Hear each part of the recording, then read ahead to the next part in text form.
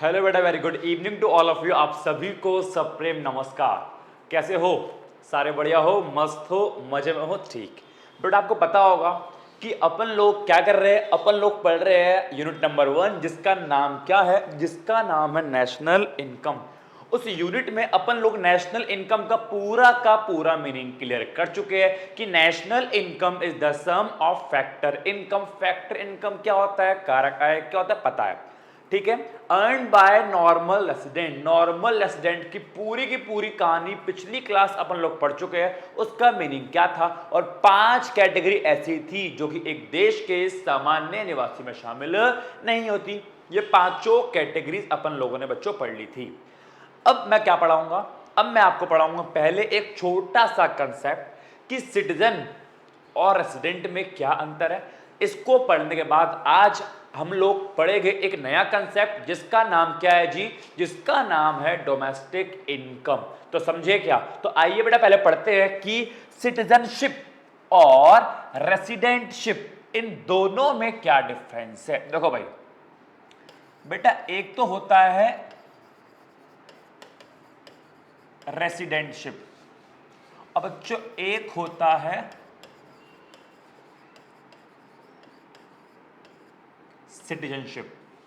तो एक होता है रेसिडेंटशिप और एक होता है सिटीजनशिप।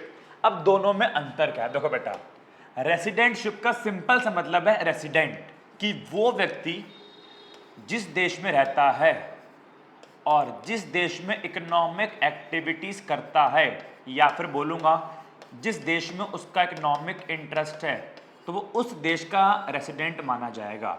मैं पिछले 2 साल से अमेरिका में रह रहा हूं, मेरा इकोनॉमिक इंटरेस्ट भी अमेरिका में है, तो मैं अमेरिका का रेसिडेंट, हिंदी में इसको बोलूंगा निवासी। तो बच्चों मैं अमेरिका का निवासी माना जाऊंगा। तो रेसिडेंटशिप एक लीगल कंसेप्ट है, सुनो बहुत ध्यान से। ये एक प्रकार का लीगल कंसेप्ट है, ये एक प्रकार का, सॉरी लीगल नहीं, सॉरी सॉरी सॉरी, ये एक प्रकार का इकोनॉमिक कंसेप्ट है, एक प्रकार का आर्थिक कंसेप्ट है कि जिस देश में मैं इकोनॉमिक एक्टिविटीज कर रहा हूं, इकोनॉमिक एक्टिविटीज मींस जिस देश में मैं अर्न कर रहा हूं, खर्च कर रहा हूं, कमा रहा हूं और उस देश में मैं रह भी रहा हूं, तो उस देश का मैं रेसिडेंट या निवासी माना जाऊंगा। जबकि सिटीजनशिप क्या बोलता है? जिस देश में आपका बर्थ हुआ हो, जिस देश में आप जन्मे हो, तो ऑटोमेटिकली आप वहां के सिटीजन बन जाते हो, ऑटोमेटिकली आप वहां के नागरिक बन जाते हो। तो सिटीजनशिप के लिए बच्चों जो कॉन्सेप्ट है वो है बर्थ वाला, कि जहां पे आपका जन्म हुआ आप ऑटोमेटिकली वहां के सिटीजन, वहां के नागरिक होते हो। या फिर आप चाहो तो लीगल प्रोविजन, इट मींस कानूनी कार्यवाही के द्वारा या कानूनी नियम के द्वारा आप चाहो तो कुछ लीगल फॉर्मेलिटीज पूरी करके, कुछ फॉर्म पूरे करके आप दूसरे देश के नागरिक भी बन सकते हो। लेकिन ऑटोमेटिकली नागरिकता हमें कहां की मिलती है? जहां पे हमारा जन्म हुआ हो। लेकिन एक बात और है, हम लीगल फॉर्मेलिटीज पूरी करके, कुछ फॉर्म फिल करके, कानूनी कार्रवाई पूरी करके हम दूसरे देश के नागरिक भी बन सकते हैं। तो ये जो हमारा क्या है सिटीजनशिप, ये एक प्रकार का लीगल कंसेप्ट है, ये एक प्रकार की कानूनी अवधारणा है, जबकि ये एक प्रकार का आर्थिक कंसेप्ट है, एक प्रकार का इकोनॉमिक कंसेप्ट है। ये बोलता है जहां पे आप रह रहे हो, जहां पे आप निवास कर रहे हो, जहां पे इकोनॉमिक एक्टिविटीज कर रहे हो, आप वहां के निवासी हो।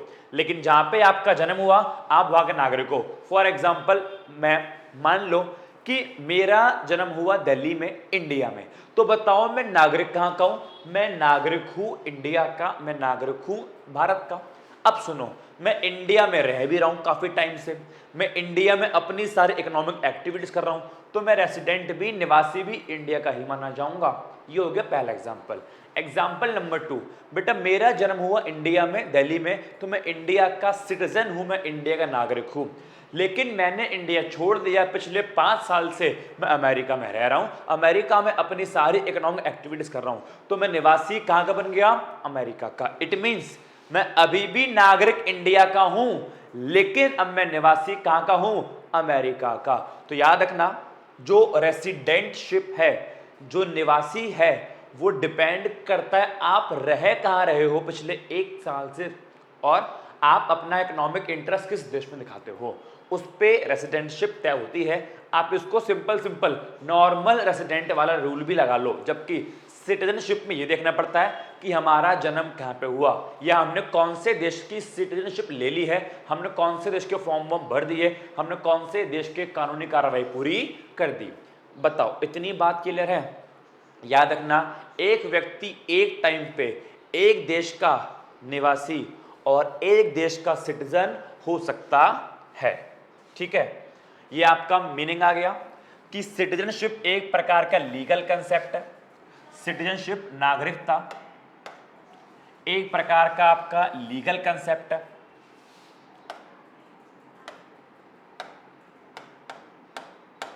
ठीक है, based on place of birth, जो किस पर बेस्ड है?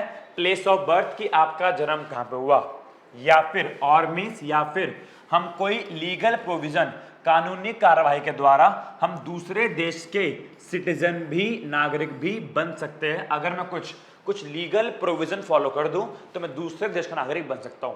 तो ये होता है सिटीजनशिप बाय बर्थ, जहां पे जन्म हुआ है वहां के तो आप ऑटोमेटिक नागरिक बन गए, लेकिन दूसरे देश का नागरिक बनना है जहां पर आपका जन्म ना हुआ हो, तो उस केस में कुछ लीगल प्रोविजंस है, कुछ कानूनी कार्यवाही है। जबकि रेसिडेंटशिप का मतलब होता है ये एक प्रकार का इकोनॉमिक कंसेप्ट है जो बेस है इकोनॉमिक एक्टिविटीज पर, कि इंसान अपनी इकोनॉमिक एक्टिविटीज कहां पे कर रहा है।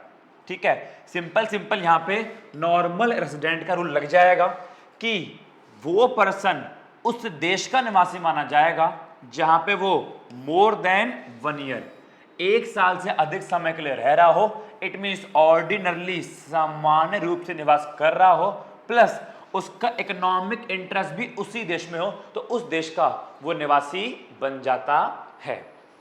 एग्जाम्पल के तौर पे एक रशियन है जो इंडिया में पिछले 1 साल से रह रही है। तो बताओ, वो रशियन इंडिया में पिछले 1 साल से रह रहा है, तो कहां का निवासी माना जाएगा?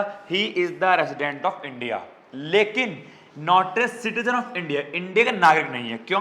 क्योंकि उसके पास भारत की नागरिकता नहीं है, उसका जन्म रशिया में हुआ है, तो उसके पास नागरिकता, सिटीजनशिप रशिया की होगी, लेकिन वो निवासी इंडिया का माना जाएगा। इट मीन्स, इसका मतलब हो गया, a person can be A citizen of one country, एक पर्सन एक देश का निवासी हो सकता है एट द सेम टाइम, और उसी समय, एक पर्सन एक देश का नागरिक हो सकता है और उसी समय वो दूसरे देश का निवासी भी हो सकता है। बताओ, समझ में आ गया? ये मेरे पास 2 एग्जाम्पल है। ये है सोनिया गांधी जी। ये कौन है बच्चों? सोनिया गांधी। जो इनका बर्थ हुआ है, जो इनका जन्म हुआ है, वो हुआ है इटली में। इटली में जन्म होने की वजह से, इटली में जन्म होने की वजह से जो सोनिया गांधी जी के पास सिटीजनशिप है, जो नागरिकता है, वो कहाँ की है? इटली की। बिकॉज इनका जन्म इटली में हुआ है, तो ऑटोमेटिकली ये इटली की नागरिकता इनके पास है। लेकिन अगर बात करूं मैं रेसिडेंटशिप की, तो आप जानते हो ये काफी टाइम से इंडिया में रह रही है और इनकी सारे इकोनॉमिक एक्टिविटीज भी इंडिया में होती है, तो ये इंडिया की रेसिडेंटशिप है। इट मीन्स सिटीजन कहाँ की है? ये इटली की, लेकिन रेसिडेंट कहाँ की है? ये इंडिया की। तो आपने देखा कि ये वो एग्जाम्पल है कि नागरिकता किसी और देश की, जबकि निवासी किसी और देश के। सेम प्रियंका चोपड़ा, जो प्रियंका चोपड़ा है, इनका अगर बर्थ की बात करें तो इनका बर्थ इंडिया में हुआ है, इंडिया के जमशेदपुर में, बिहार में इनका जन्म हुआ है। तो इनका बर्थ इंडिया में हुआ है, तो बताओ ये सिटीजन, ये कहाँ की नागरिक मानी जाएगी? ये नागरिक इंडिया की है। लेकिन अब रह कर रही है, आप जानते हो कि इनकी हो गई शादी निक जोन्स के साथ, और अब उनके साथ ये यूके का मतलब इंग्लैंड, ये इंग्लैंड में जो है रह रही है। तो बताओ, अब ये रेसिडेंट कहाँ की है? इंग्लैंड की, जबकि सिटीजन कहाँ की है? ये इंडिया की। तो सिटीजनशिप के लिए बस देखना होता है जन्म कहाँ हुआ, और रेसिडेंटशिप के लिए देखना होता है इकोनॉमिक एक्टिविटीज कहाँ पे हो रही है और इंसान रह कहाँ पे रहा है। बताओ, सिटीजनशिप और रेसिडेंटशिप का कंसेप्ट क्लियर है? हाँ जी, इनका तो कंसेप्ट हमको क्लियर है। हिंदी मीडियम वाले चाहो तो एक बार वीडियो पॉज करके आप इसको पढ़ लो। चलिए, बेटा अब हम बढ़ते हैं अपने अगले कंसेप्ट की ओर, जिसका नाम है डोमेस्टिक इनकम, जिसका नाम है घरेलू आय।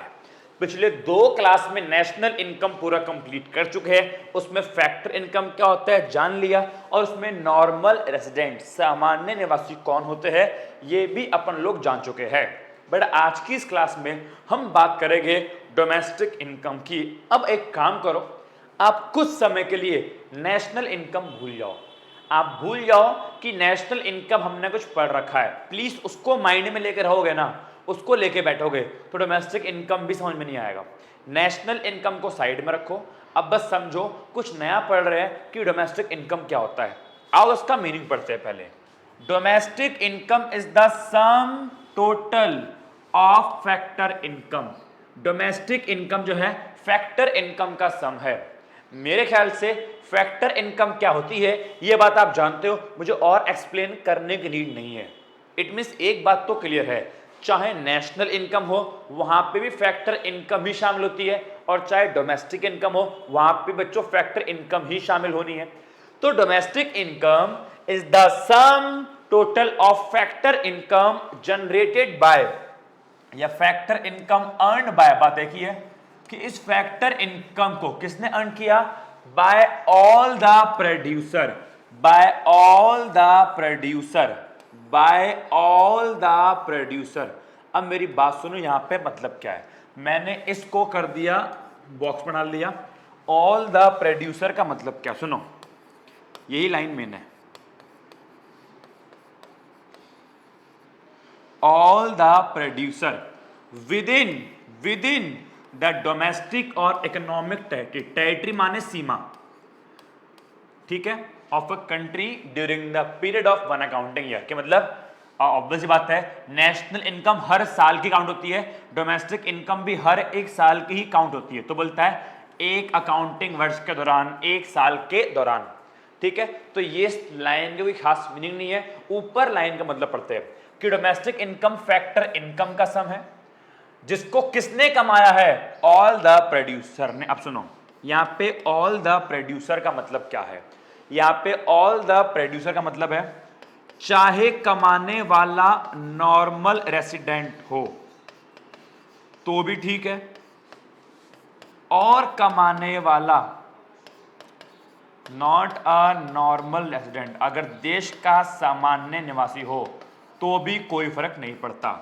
यहां पे ऑल द प्रोड्यूसर का मतलब है कि कमाने वाला सामान्य निवासी हो या सामान्य निवासी ना हो, उससे कोई फर्क नहीं पड़ता। इट मींस डोमेस्टिक इनकम में हमको आइडेंटिफाई नहीं करना कि नॉर्मल रेसिडेंट है या नहीं है। अगर आपको पता हो तो नेशनल इनकम में हमको देखना पड़ता था कि नॉर्मल रेसिडेंट है या नहीं है, बिकॉज नेशनल इनकम में केवल और केवल उन्हीं लोगों की इनकम शामिल करते हैं जो देश के नॉर्मल रेसिडेंट है, जो देश के सामान्य निवासी है। याद है ना कि national income is the sum total of factor income earn by normal resident. तो नेशनल इनकम में नॉर्मल रेसिडेंट पे फोकस करते हैं कि नॉर्मल रेसिडेंट है या नहीं है, जबकि डोमेस्टिक इनकम में ऐसा कुछ भी नहीं है।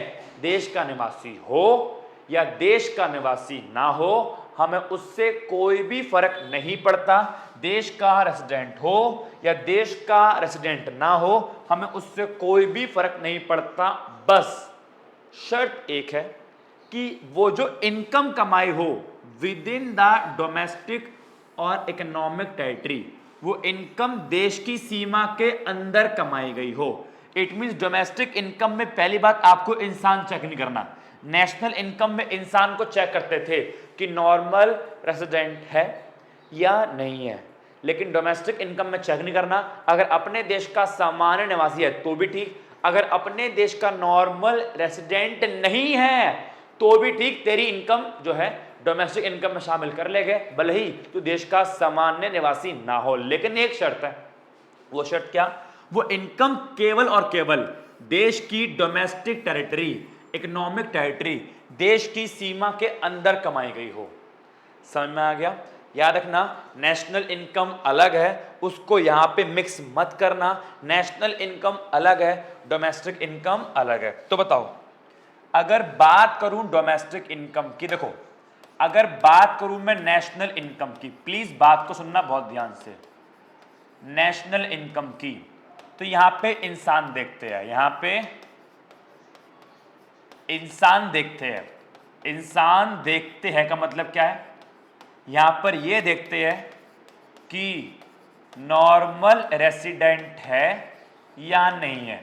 लेकिन अगर मैं बात करूं डोमेस्टिक इनकम की, तो यहां पे इंसान नहीं देखते, नॉर्मल रेसिडेंट हो तो भी ठीक, ना हो तो भी ठीक। तो यहां क्या देखते हैं, यहां पर प्लेस देखते हैं, यहां पर प्लेस देखते हैं। इट मीन्स यहां पर यह देखना है कि मेरी घरेलू सीमा, इट मीन्स मेरे देश की बाउंड्री के अंदर, मेरी देश की डोमेस्टिक टेरिटरी के अंदर कमाया है तो ठीक। अगर कोई भी ऐसी इनकम जो मेरे देश के बाउंड्री के बाहर कमाई हो, वो कभी भी डोमेस्टिक इनकम में शामिल नहीं होती। कोई भी ऐसी इनकम जो मेरे देश की डोमेस्टिक बाउंड्री के बाहर कमाई हो, वो डोमेस्टिक इनकम में शामिल नहीं होती। डोमेस्टिक इनकम में केवल वो इनकम शामिल होगी जो अपने देश के अंदर कमाई हुई हो, जो अपने देश की बाउंड्री के अंदर कमाई हुई हो। अगर ये मेरा भारत है, मैंने कोई भी इनकम इस इंडिया के अंदर कमाई है, तो मेरी डोमेस्टिक इनकम में शामिल होगा। अगर कोई बाहर का बंदा इंडिया के अंदर आकर इनकम कमाता है, देखो बंदा बाहर का है, अपने देश का नॉर्मल रेसिडेंट नहीं है, केवल 1 महीने के लिए इंडिया में आया, क्या उसको मैं देश का निवासी बोल दूं? नहीं, केवल 1 महीने के लिए इंडिया में आया, अपने देश का निवासी नहीं है। लेकिन अगर उसने मेरे देश की बाउंड्री के अंदर पैसा कमाया है, तो डोमेस्टिक इनकम में शामिल होगा, भले ही नेशनल इनकम में शामिल ना हो। नेशनल इनकम में शामिल क्यों नहीं हो रहा? क्योंकि ये अपने देश का निवासी नहीं है।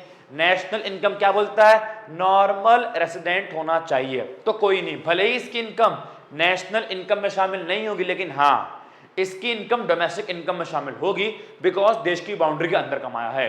तो बताओ, दोनों में एक डिफरेंस है क्या? नेशनल इनकम में क्या देखते हैं कि कमाने वाला कौन हो? Normal resident. फिर चाहे वो नॉर्मल रेसिडेंट देश के अंदर से कमाए या देश के बाहर से। याद है नेशनल इनकम का मीनिंग कि विद इन और outside the country. National income में केवल कमाने वाला देश का निवासी हो, चाहे पैसा देश के अंदर से कमाए चाहे पैसा देश के बाहर से कमाए। एग्जांपल दूं, मैं गया अमेरिका, सुनना बहुत ध्यान से, मैं गया अमेरिका 1 महीने के लिए, मेरे को इकोनॉमिक्स के लेक्चर्स देने थे वहां पे किसी कॉलेज में। तो मैं गया अमेरिका 1 महीने के लिए और वहां पे इकोनॉमिक्स के लेक्चर देख के और पैसा कमा के मैं वापसी इंडिया में आ गया। बताओ मैं कहां का निवासी माना जाऊंगा, अमेरिका का या इंडिया का? ऑब्वियस ये बात इंडिया का, क्योंकि अमेरिका में केवल 1 मंथ रहा ना। क्या वहां पे 1 महीना रहने से क्या मैं वहां का निवासी बन जाऊंगा? नहीं, मैं निवासी अभी कहां का हूं? इंडिया का। अब अगर मैं निवासी इंडिया का हूं, इट मींस अगर मैं नॉर्मल रेसिडेंट इंडिया का हूं, तो मेरी इनकम नेशनल इनकम में शामिल होगी। मेरी इनकम नेशनल इनकम में शामिल होगी, क्योंकि यहां पे इंसान देखते हैं। अगर इंसान इंडिया का निवासी है, इंडिया का नॉर्मल रेसिडेंट है, तो उसकी नेशनल इनकम में शामिल होगी। भले ही पैसा मैंने कमाया अमेरिका से है, यहां पे नेशनल इनकम में जगह से फर्क नहीं पड़ता, देश के अंदर से कमाओ देश के बाहर से, नेशनल इनकम में जगह से फर्क नहीं पड़ता। नेशनल इनकम में बस ये देखते हैं कि कमाने वाला अगर मेरे देश का निवासी है, मेरे देश का नॉर्मल रेसिडेंट है, तो उसकी इनकम शामिल होगी। लेकिन डोमेस्टिक इनकम में क्या होता है? डोमेस्टिक इनकम में जगह से फर्क पड़ता है, इंसान से फर्क नहीं पड़ता। यहां पे कमाने वाला देश का निवासी हो या देश का निवासी ना हो, अगर मेरे देश की बाउंड्री के अंदर उसने 1 दिन भी कमाया, इंडिया के अंदर आके उसने 1 दिन भी कमाया, तो उसकी इनकम इंडिया की डोमेस्टिक इनकम में शामिल करूंगा, क्योंकि उसने मेरे देश के अंदर कमाया। बहुत ध्यान रखना, नेशनल इनकम में इंसान देखते हैं, जगह से फर्क नहीं पड़ता, जबकि यहां पे जगह देखते हैं, इंसान से फर्क नहीं पड़ता। नेशनल इनकम में क्या देखते हैं? इंसान देखते हैं, यहां पे जगह से या प्लेस से, जगह से या प्लेस से फर्क नहीं पड़ता। आप चाहो नोट कर लो, यहां पे जगह से या प्लेस से, क्या लिख रहा हूं मैं, जगह से या फिर प्लेस से फर्क नहीं पड़ता। जबकि यहां पे क्या होता है, यहां पे प्लेस देखते हैं, यहां पे इंसान से फर्क नहीं पड़ता, देश का निवासी हो या देश का निवासी ना हो, उसको डोमेस्टिक इनकम में शामिल किया जाएगा अगर इनकम मेरे देश के अंदर कमाई है तो। ठीक है, एग्जाम्पल देखो, एग्जाम्पल देखना, आपको बताना है डोमेस्टिक इनकम में शामिल होगा नहीं। इतना याद रखो, डोमेस्टिक इनकम में क्या देखते हैं, प्लेस, और नेशनल इनकम में क्या देखते हैं, इंसान। अब मेरी बात सुनना, एन अमेरिकन वर्किंग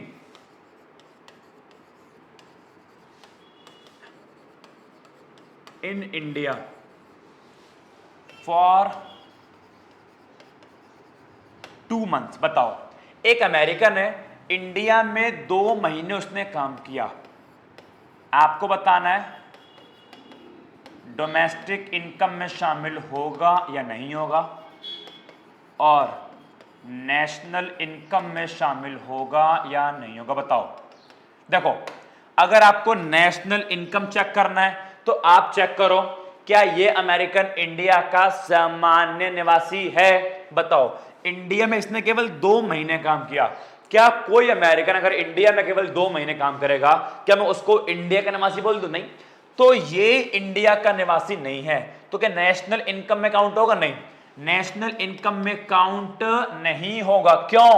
क्योंकि ये अमेरिकन इंडिया का नॉर्मल रेजिडेंट नहीं है, तो नो, काउंट नहीं होगा, because he is not the normal resident of India. तो नेशनल इनकम में शामिल नहीं होगा क्योंकि ये पर्सन इंडिया का सामान्य निवासी नहीं है। चलो बताओ, डोमेस्टिक इनकम, क्या इस अमेरिकन की इनकम डोमेस्टिक इनकम में शामिल होगी? अब डोमेस्टिक इनकम बोल दिया, इंसान छोड़ दो, अमेरिकन हो इंडियन हो फर्क नहीं पड़ता, इंसान छोड़ दो, बस प्लेस देखो, इसने इनकम कहां पे कमाई? इंडिया में। इंडिया बोलो तो अपने देश के अंदर, अगर अपने देश के अंदर कमाई, इंडिया में कमाई, तो यस डोमेस्टिक इनकम में शामिल होगा, यस शामिल होगा। Reason, yes because he is earning, वो कहां पे काम कर रहा है? He is earning in domestic territory of India, he is earning in domestic territory of, वो भारत की घरेलू सीमा के अंदर कमा रहा है, इसलिए डोमेस्टिक इनकम में शामिल होगा। लेकिन नेशनल इनकम में शामिल क्यों नहीं होगा? क्योंकि ये इंडिया का निवासी नहीं है। भाई देखो, नेशनल इनकम में क्या चेक करना है? रेसिडेंट। और डोमेस्टिक इनकम में क्या चेक करते हैं? प्लेस। चलो एक क्वेश्चन आपको और दूं, मैं एक क्वेश्चन आपको और दूं, चलो बताओ, एन इंडियन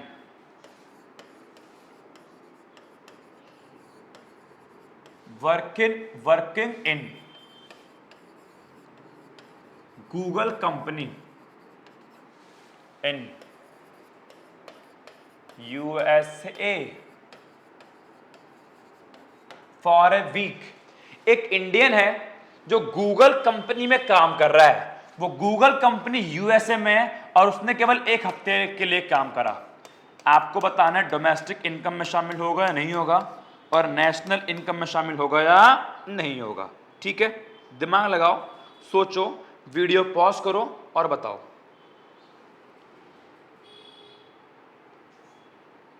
हाँ भाई देखो, अगेन बोल रहा हूं, डोमेस्टिक इनकम चेक करना है, प्लेस चेक करो। बताओ, उस इंडियन ने कहां पे काम किया है? यूएसए में काम किया। क्या यूएसए इंडिया का पार्ट है? नहीं। क्या यूएसए इंडिया की बाउंड्री में आता है? नहीं। तो डोमेस्टिक इनकम में शामिल होगा? नो, डोमेस्टिक इनकम में शामिल नहीं होगा, no, because he is not earning in domestic territory of, because वो अपने देश की सीमा के अंदर नहीं कमा रहा, तो उसकी इनकम डोमेस्टिक इनकम में शामिल नहीं होगी। अच्छा बताओ, नेशनल इनकम में चेक करना है, क्या चेक करेगा? प्लेस नहीं, इंसान चेक करो। काम करने वाला कौन है? इंडियन। कब तक के लिए काम किया? 1 हफ्ते के लिए। अगर कोई इंडियन बाहर जाके 1 हफ्ते के लिए काम करेगा, क्या वो उस देश का निवासी बन जाएगा? नहीं, वो अभी भी इंडिया का निवासी है, बस 1 वीक तो गया है, अभी भी इंडिया का निवासी है। तो अगर इंडिया का रेसिडेंट है तो इसकी इनकम नेशनल इनकम में शामिल होगी? हाँ, क्योंकि ये पर्सन आज भी इंडिया का निवासी है, तो यस, नेशनल इनकम में शामिल होगा, राष्ट्रीय आय में शामिल होगा। क्यों? क्योंकि यह अभी भी ही is the resident of India, यह भारत का सामान्य निवासी है, और फिर इसकी इनकम इंडिया की नेशनल इनकम में शामिल होगी। बताओ, आपको समझ में आ रहा है? जल्दी बोलो। ये 2 एग्जाम्पल से आपको क्लियर हुआ कि डोमेस्टिक इनकम और नेशनल इनकम में क्या अंतर है, डोमेस्टिक इनकम में क्या चेक करते हैं और नेशनल इनकम में क्या चेक करते हैं। आपको इतनी बात समझ में आ रही है? जी बिल्कुल, इतनी बात तो अपन को समझ में आ रही है। ठीक है, तो चलिए डोमेस्टिक इनकम और नेशनल इनकम में डिफरेंस क्लियर हो गया कि नेशनल इनकम में क्या देखते हैं? नॉर्मल रेसिडेंट, निवासी कहां का है, जिस देश का निवासी उस देश की इनकम। जबकि डोमेस्टिक इनकम में क्या चेक करते हैं? इनकम कमाई कहां पे। नॉर्मल रेसिडेंट के लिए 5 रूल थे, वो 5 रूल याद करने हैं कि कौन कौन अपने देश के सामान्य निवासी वाली कैटेगरी में नहीं आता। वो 5 रूल आपको लास्ट क्लास मैंने करवाए थे, उनको बार बार रिवाइज करो, बार बार रिवाइज करो, अच्छे से याद हो जाएंगे। और अब जो है मैं बताऊंगा डोमेस्टिक टेरिटरी के बारे में। अभी बस बताया कि डोमेस्टिक टेरिटरी माने देश की सीमा, लेकिन अब आपको डोमेस्टिक टेरिटरी में और डिटेल में पढ़ाने जा रहा हूं। लेकिन एक बार मेरे साथ दोबारा डोमेस्टिक इनकम का मीनिंग पढ़ेंगे। तो domestic income is the sum total of factor income. Domestic income क्या है? फैक्टर इनकम का सम है, जिसको किसने कमाया हो? ऑल द प्रोड्यूसर, एक देश के जितने भी प्रोड्यूसर है। बताओ, ऑल द प्रोड्यूसर का मतलब क्या है? ऑल द प्रोड्यूसर का मतलब है वो देश का रेसिडेंट हो या देश का रेसिडेंट ना हो, उससे फर्क नहीं पड़ता। डोमेस्टिक इनकम में निवासी हो या निवासी ना हो, उससे फर्क नहीं पड़ता, बस वो कहां अर्न की गई हो, विद इन द डोमेस्टिक या फिर इकोनॉमिक टेरिटरी, अपने देश की घरेलू या आर्थिक सीमा में कमाया है, चाहे देश का निवासी हो चाहे देश का निवासी ना हो। अगर अपने देश की बाउंड्री में कमाया है तो डोमेस्टिक इनकम में शामिल होगा। हिंदी वाले एक बार जरा मीनिंग इसको पढ़ेंगे अपने आप। चलिए अब देखते हैं कि डोमेस्टिक या फिर इकोनॉमिक टेरिटरी, बात एक है, डोमेस्टिक बोल लो इकोनॉमिक बोल लो, बात एक, इसका मीनिंग क्या होता है? एक देश की घरेलू सीमा का मीनिंग होता क्या है, आओ पहले वो समझते हैं। देखो, एक देश की इकोनॉमिक टेरिटरी या फिर डोमेस्टिक टेरिटरी का मीनिंग क्या है, आओ इसको अपन लोग जो समझते हैं। देखो, एक देश की आर्थिक सीमा या घरेलू सीमा का मतलब है 2 बात से। देखो, वो सभी एरिया, वो सभी क्षेत्र, वो सभी एरिया, वो सभी ज्योग्राफिकल एरिया, वो सभी भौगोलिक क्षेत्र, वो सभी ज्योग्राफिकल एरिया, वो सभी भौगोलिक क्षेत्र जहां पर हमारी सरकार का राज चलता है, जहां पर भारत सरकार का राज चलता है, वो सभी डोमेस्टिक एरिया, वो सभी भौगोलिक क्षेत्र जहां पर हमारी सरकार का राज चलता है, it means administered by government, administered by government, वो सभी एरिया जिसको हमारे देश की सरकार एडमिनिस्टर करती है, वो सभी एरिया जहां तक हमारी सरकार का राज चलता है, एक तो वो हमारे देश की सीमा में आएगा, प्लस वो सभी एरिया जहां पर पर्सन, इंसान, जहां पर गुड्स, वस्तु, और जहां पर कैपिटल, कैपिटल माने पैसा या संपत्ति, बात एक ही है। आप इसमें पैसा पूंजी बोल लो या इसमें आप संपत्ति भी शामिल कर सकते हो। तो बोलता है दूसरा कि डोमेस्टिक टेरिटरी क्या होता है, वो ज्योग्राफिकल एरिया, वो भौगोलिक क्षेत्र जहां तक हमारी सरकार का राज चलता है। क्या हमारी सरकार का राज पाकिस्तान में चलेगा? नहीं। तो क्या पाकिस्तान हमारे देश की हमारे देश में शामिल होगा? नहीं। वो सभी एरिया जहां तक हमारी सरकार का राज चलता है और जहां पर व्यक्ति, वस्तु और पैसा, पर्सन, गुड्स और कैपिटल फ्रीली मूव कर सके, फ्रीली मूव, मूव बोल लो या सर्कुलेट, फ्रीली सर्कुलेट कर सके या फ्रीली मूव कर सके। फ्रीली मूव का मतलब है कोई बाधा ना हो। एक बात बताओ, ये इंडिया है, इंडिया में एक राज्य से दूसरे राज्य में जाना हो तो क्या किसी पर्सन के लिए कोई बाधा है? नहीं। क्या वस्तु ले जाने के लिए कोई बाधा है? नहीं। क्या पैसा, पूंजी या संपत्ति के लिए बाधा है? नहीं। प्लस इंडिया में एक राज्य दूसरे राज्य तक पूरी जगह हमारी सरकार का राज चलता है। हाँ, तो ये डोमेस्टिक टेरिटरी का पार्ट है। लेकिन बताओ, अगर मैं इंडिया से बाहर यूएसए जाता हूं तो बताओ, क्या पर्सन, गुड्स और कैपिटल फ्रीली मूव कर सकते हैं? नहीं। फ्रीली मूव का मतलब है बिना किसी बाधा के मूव कर सकते? नहीं। अगर आपको दूसरे देश में जाना है तो बाधा सामने आएगी। बोले तो आपके सामने बाधा आएगी पासपोर्ट की, कि आपके पास पासपोर्ट होना चाहिए। आपके सामने बाधा आएगी वीजा की, कि आपके पास वीजा होना चाहिए, तभी आप दूसरे देश में जा पाओगे। प्लस क्या वहां पे हमारी सरकार का राज चलेगा? नहीं, तो वो अपने देश का पार्ट नहीं माना जाएगा। तो अपने देश का पार्ट क्या क्या है? अपने देश का पार्ट वो माना जाएगा, पहला, जहां तक हमारी सरकार का राज चले। दूसरा, जहां पे व्यक्ति, वस्तु और संपत्ति फ्रीली मूव हो सके, यहां से वह आसानी से जा सके, कोई भी कैसी भी बाधा ना आए। इट मीन्स जो अपना पूरा इंडिया है, हम अपने इंडिया में कहीं भी आ जा सकते हैं, हमारी सरकार का राज चलता है, तो पूरा इंडिया अपने देश की डोमेस्टिक टेरिटरी है, अपने देश की भौगोलिक सीमा है। एग्जाम में मीनिंग आए तो आपको ये लिख के आना है। क्या लिखा है, पढ़ते हैं।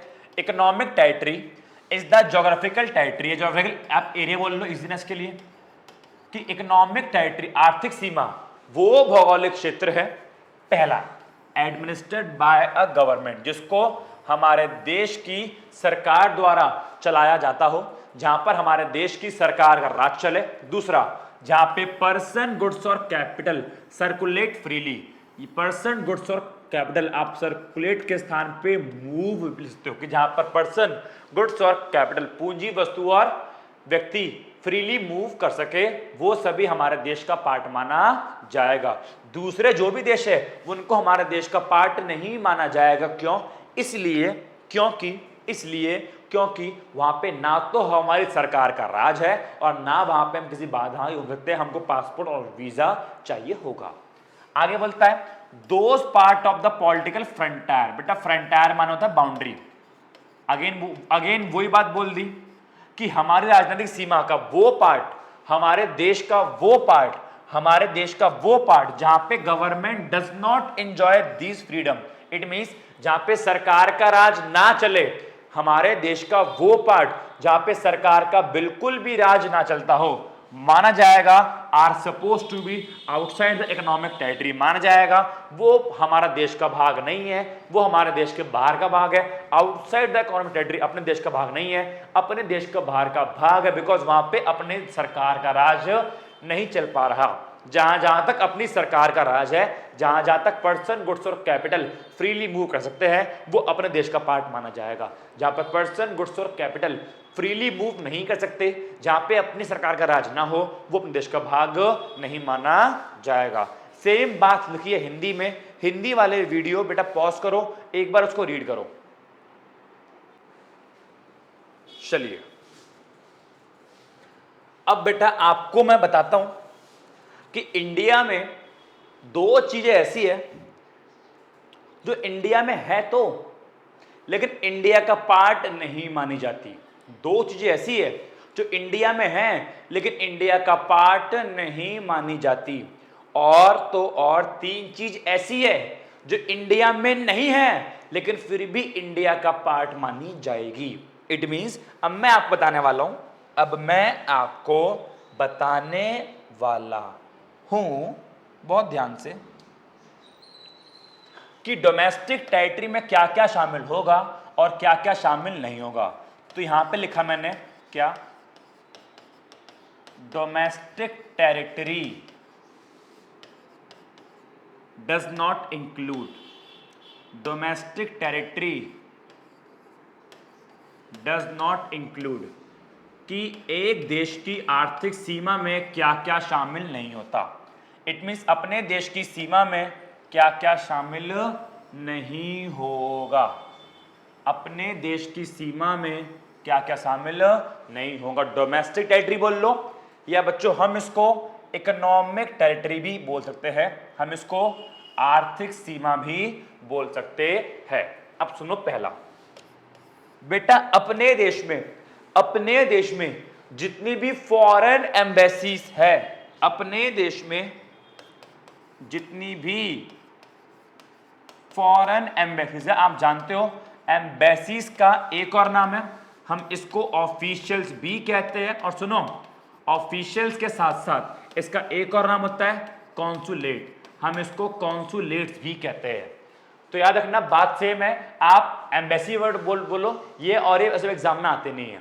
तो सुनो, अपने देश में जितनी भी विदेशी एम्बेसीज है, जितनी भी फॉरेन एम्बेसी है, याद रखना वो अपने देश का पार्ट नहीं मानी जाएगी, वो अपने देश की डोमेस्टिक टेरिटरी में शामिल नहीं होगी, उसको अपने देश का भाग नहीं मानूंगा। प्लीज मेरी बात को समझो। इंडिया में चाणक्यपुरी जाओगे, वहां पे जापानीज एम्बेसी है, जापान की एम्बेसी है, बेटा वो जापान की एम्बेसी इंडिया की डोमेस्टिक टेरिटरी में शामिल नहीं होगी, वो इंडिया की घरेलू सीमा में शामिल नहीं होगी, वो जापान का ही पार्ट मानी जाएगी। भले ही वो इंडिया की जमीन पे है, लेकिन फिर भी इंडिया का पार्ट नहीं है। क्यों नहीं है, एक बात बताओ, क्या मैंने, अगर आपको लास्ट क्लास याद हो, क्या एम्बेसी में ऐसे ही जाना पॉसिबल है? एम्बेसी में जाने के लिए अपॉइंटमेंट लेनी पड़ती है, पीएम को भी, सीएम को भी। उस एम्बेसी, जापान की एम्बेसी में इंडिया के रूल्स नहीं चलते, जापान की एम्बेसी में जापान के रूल चलेंगे। कोई भी पर्सन, कोई वस्तु उस एम्बेसी के अंदर जा नहीं सकती, वहां पे हमारी गवर्नमेंट का कोई कंट्रोल नहीं है। उस एम्बेसी के अंदर जापान के रूल चलेंगे, हमारे देश की सरकार का व्यक्ति भी उसके अंदर जा नहीं सकता। तो मेरी बात समझो, मैं क्या कहना चाह रहा हूं। तो अल्टीमेटली उस एम्बेसी में ना तो हमारी सरकार का राज है और ना ही पर्सन, गुड्स और कैपिटल फ्रीली मूव कर सकते हैं। तो भाई सिंपल सी बात ये हो गई, अरे बोलो ना, सिंपल सी बात ये हो गई कि अपने देश में बाहर की जितनी भी एम्बेसी है, चाहे जापान की एम्बेसी हो, चाइना की एम्बेसी हो, पाकिस्तान की कोई भी एम्बेसी हो, अपने देश में बाहर की जो भी एम्बेसी है वो इंडिया का पार्ट नहीं है, बात खत्म। वो इंडिया की डोमेस्टिक टेरिटरी में शामिल नहीं होगी, बात खत्म।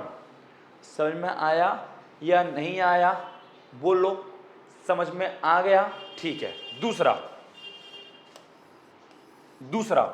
सुनना, बात को बहुत ध्यान से, बड़े ही प्यार से कंसेप्ट को समझना।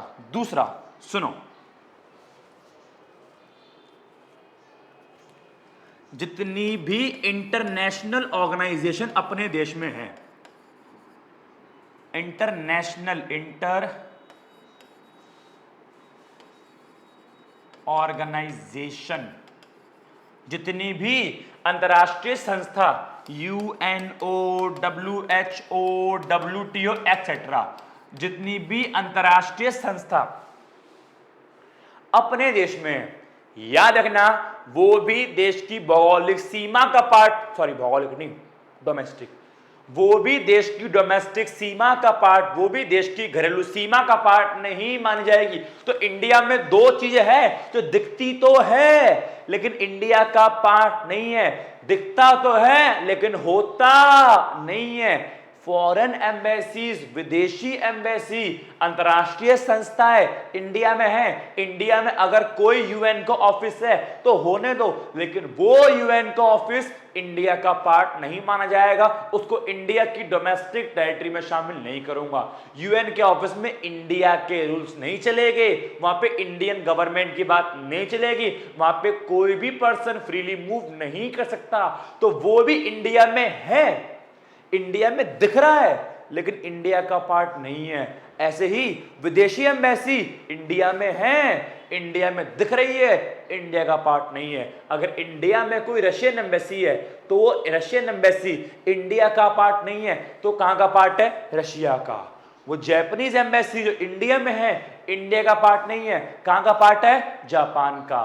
अमेरिकन एम्बेसी इंडिया का पार्ट नहीं है, कहां का पार्ट है? अमेरिका का। समझ में आ रहा है? ऐसे ही अंतरराष्ट्रीय संस्थाएं इंडिया में है बट उनको इंडिया का भाग नहीं मानते। तो देयर आर टू थिंग जो इंडिया में होगी बट उनको इंडिया का पार्ट नहीं माना जाएगा। तो domestic territory does not include these two things. समझ में आ गया? पहले पढ़ते हैं। तो क्या लिखा है, domestic territory does not include, क्या शामिल नहीं होगा? तो बोलता है जितनी भी एम्बेसीज है, कॉन्सुलेट है या मिलिट्री स्टैब्लिशमेंट, वही आर्मी वाले लोग, तो जितनी भी फॉरेन कंट्री की, विदेशी देश की, फॉरेन कंट्री की, विदेशी देश, जितनी भी एम्बेसी, कॉन्सुलेट या आर्मी का स्टैब्लिशमेंट, कोई आर्मी का कैंप अपने देश में है, तो याद रखना उन एम्बेसी को अपने देश का पार्ट नहीं माना जाएगा। जैसे कि जापानीज एम्बेसी इन इंडिया, अगर इंडिया में कोई जापानीज एम्बेसी है, कोई जापान की एम्बेसी है, तो is a part of domestic territory of Japan. तो जापानीज एम्बेसी जापान की सीमा का भाग माना जाएगा, इंडिया की डोमेस्टिक टेरिटरी का पार्ट नहीं मानी जाएगी। पहला पॉइंट ये हो गया। ठीक है, सेम लिखा है हिंदी में कि विदेश के दूतावास, ठीक है, वाणिज्य दूतावास इट मींस कॉन्सुलेट, या सैनिक इट मींस आर्मी वाले, अगर इंडिया में है तो उनको इंडिया का पार्ट नहीं माना जाएगा। दूसरा सेकंड पॉइंट बोलता है जितनी भी इंटरनेशनल ऑर्गेनाइजेशंस है, यूएनओ, डब्ल्यूएचओ, रेड क्रॉस, ये इंडिया में होगी, लेकिन इनको भी इंडिया का पार्ट नहीं माना जाएगा। लिखा है डज नॉट इंक्लूड, इनको भी इंडिया की डोमेस्टिक टेरिटरी में शामिल नहीं करेंगे। चलिए अब सुनो, अब बेटा तीन चीज ऐसी है जो इंडिया के बाहर है, जो इंडिया के बाहर है, लेकिन फिर भी उनको इंडिया का पार्ट माना जाएगा, फिर भी उनको इंडिया का भाग माना जाएगा। ठीक है, तो अब मैं आपको पढ़ा रहा हूं क्या,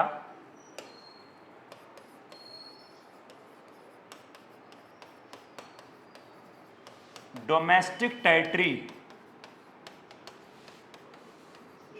ऑल्सो इंक्लूड। अब देखो अपने देश की घरेलू सीमा में या इकोनॉमिक टेरिटरी में क्या क्या आएगा। देखो सबसे पहला point, embassy of our country located in abroad. ये बोलता है अगर मान लो विदेशों में अपने देश की एम्बेसी है, इट मींस अगर इंडियन एम्बेसी जापान में है, तो बताओ जब जापान की एम्बेसी को इंडिया का पार्ट नहीं माना, बोला तो जापान की एम्बेसी है, ऐसे ही अगर इंडियन एम्बेसी दूसरे देश में है तो क्या वो उस देश का पार्ट मानी जाएगी? नहीं। जिस प्रकार जापान की एम्बेसी इंडिया में होने के बावजूद भी इंडिया का पार्ट नहीं है, जापान का पार्ट है, उसी प्रकार अगर कोई अपने देश की एम्बेसी बाहर है तो उनका पार्ट नहीं है, वो अपने ही देश का पार्ट है। अगर कोई इंडियन एम्बेसी मान लो अमेरिका में है तो वो इंडियन एम्बेसी अमेरिका का पार्ट नहीं है, वो इंडिया का पार्ट है। जैसे कि मान लो इंडिया में चाइना की एम्बेसी है, तो चाइना की एम्बेसी इंडिया का पार्ट नहीं है, वो चाइना का पार्ट है। मैं ऐसे बोलूंगा, देखो ये छोटा चाइना, मैं बोलूंगा इंडिया में कि ये क्या है, ये चाइना एम्बेसी नहीं है, ये छोटा चीन है। अगर मैंने उस चाइना एम्बेसी पे हमला कर दिया तो ऐसा माना जाएगा मैंने चीन पे हमला कर दिया। अगर इंडिया में कोई पाकिस्तानी एम्बेसी है तो बताओ कहां का पार्ट माना जाएगा? पाकिस्तान का। तो उस पाकिस्तानी एम्बेसी को बोलूंगा छोटा पाकिस्तान। अगर मैंने उस पाकिस्तानी एम्बेसी पे हमला कर दिया तो माना जाएगा मैंने पाकिस्तान पे हमला कर दिया। इसीलिए तो उस एम्बेसी की सुरक्षा के लिए जो सैनिक होते हैं वो उसी देश के होते हैं, इंडिया के नहीं होते। समझ में आ रही है मेरी बात को? जी बिल्कुल समझ में आ रही है। तो ऐसे ही अगर अपने देश की एम्बेसी किसी दूसरे देश में स्थित है तो याद रखना वो उसका पार्ट नहीं है, वो अपने ही देश का पार्ट मान जाएगी। एक बात नॉलेज के लिए याद रखो, एक देश की एम्बेसी कहां पे होती है? वो देश की राजधानी में स्थित होती है। जितने भी देश की एम्बेसी है वो इंडिया में कहां मिलेगी?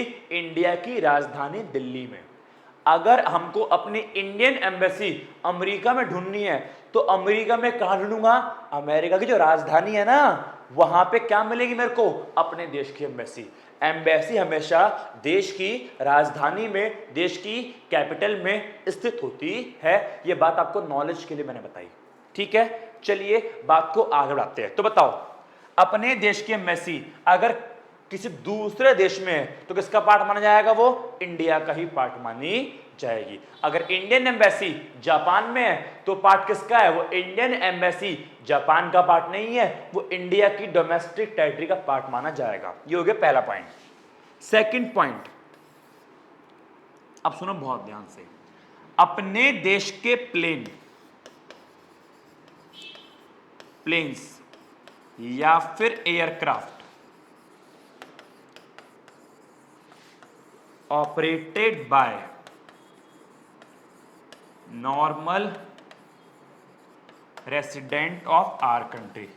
इसका सिंपल सा मतलब है कि अपने देश के जो भी प्लेन है, हवाई जहाज या जो भी एयरक्राफ्ट है, वो भले ही कहीं भी उड़ते रहे, अपने देश के जो भी प्लेन है, अपने देश के जो भी एयरक्राफ्ट है, वो भले ही कहीं भी उड़ते रहे, कहीं भी उड़ते रहे, कहीं भी उड़ते रहे, उन प्लेन को, उन एयरक्राफ्ट को भी इंडिया का ही पार्ट माना जाएगा। उन प्लेन्स और एयरक्राफ्ट को भी बच्चों इंडिया का पार्ट माना जाएगा। एग्जाम्पल के तौर पे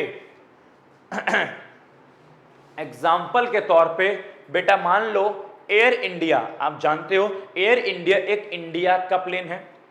तो एयर इंडिया जो इंडिया का प्लेन है वो सिंगापुर और जापान के बीच उड़ रहा है। ये सिंगापुर जापान, तो सिंगापुर से जापान और ये है प्लेन।